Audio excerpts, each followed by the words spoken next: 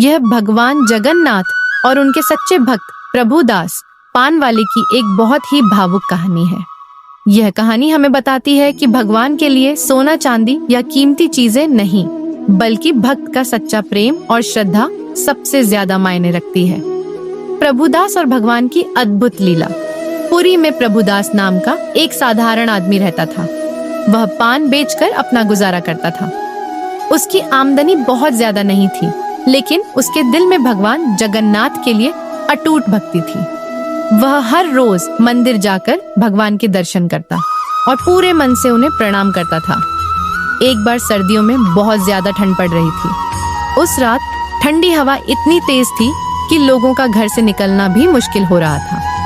प्रभुदास के पास ओढ़ने के लिए सिर्फ एक पुरानी और फटी हुई चादर थी। उसी चादर को ओढ़कर वह रात गुजारता था। उस रात प्रभुदास के मन में एक अजीब सा ख्याल आया। उसने सोचा, मुझे तो ठंड लग रही है, लेकिन मंदिर में बैठे मेरे भगवान को भी तो ठंड लगती होगी। ये सोचकर उसका दिल बेचैन हो गया। रात को जब मंदिर बंद हो गया और चारों तरफ सन्नाटा हो गया, तब प्रभुदास चुपके से मंदिर की दीवार फांदकर अंदर चला गया। वह धीरे धीरे भगवान के पास पहुंचा और बहुत प्यार से अपनी पुरानी चादर भगवान को ओढ़ा दी। उसके चेहरे पर संतोष था, जैसे उसने अपने सबसे प्रिय व्यक्ति की सेवा कर दी हो। उसी समय भगवान ने अपनी अद्भुत लीला दिखाई।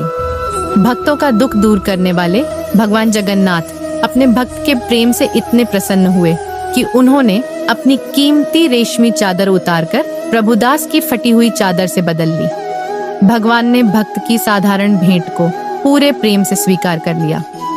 अगली सुबह जब मंदिर के पुजारी आए तो वे यह देखकर चौंक गए कि भगवान ने फटी पुरानी चादर ओढ़ रखी है और उनकी कीमती रेशमी चादर गायब है। मंदिर में हड़कंप मच गया।